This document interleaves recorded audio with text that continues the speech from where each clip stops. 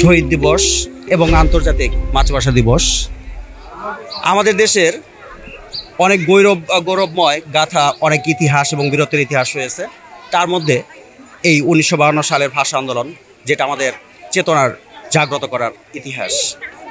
তো সেই ভাষা শহীদদের প্রতি স্মরণ করছি গভীরভাবে, কারণ তাদের আত্মত্যাগের মাধ্যমেই আজকে আমরা এই বাংলা ভাষার মাধ্যমে এই পর্যন্ত আসে।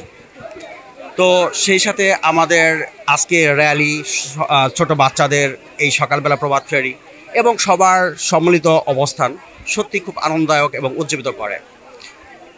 তো এক্ষেত্রে ধন্যবাদ জানাই এক্ষেত্রে আগত অসংখ্য ছাত্রছাত্রী এবং অভিভাবক এবং আমাদের শ্রদ্ধেয় স্যাররা আছেন, এবং সেই সাথে আমাদের মিডিয়া, এটার তো কোনো কথাই নাই। আজকে এই মিশন 90-র কারণে হয়তো দূর দূরান্তের থেকেও আমাদের এই চেতনা, বল্লার চেতনা জাগ্রত হবে, এবং তারা দেখে আশা করি যে তারাও কৃতজ্ঞ চিত্তে চিন্তা করবে যে আজকে ভাষা আন্দোলন আমরাও পালন করি। তো ধন্যবাদ সকলকে।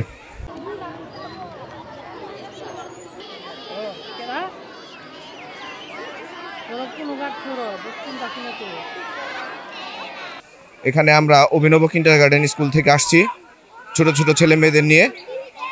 আমি একটা কথাই বলবো যে পৃথিবীর ইতিহাসে মনে হয় কোনো জাতি বা কোনো দেশ নাই যারা ভাষার জন্য জীবন দিয়েছে, যেটা বাঙালি জাতি, আমরা বাঙালি এটা দিয়েছি।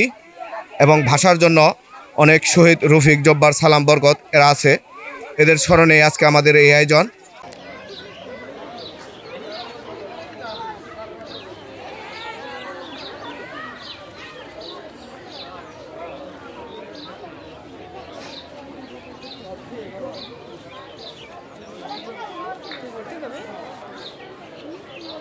আমাদের ঐতিহ্যবাহী মাতৃভাষা দিবস, অনেক রক্তের বিনিময়ে আমরা আমাদের এই শহীদ দিবসটাই পেয়েছি, এবং কি মাতৃভাষা দিবস আজকে আমাদের 21শে ফেব্রুয়ারি আমরা আমাদের শহীদদের স্মরণ করতেছি।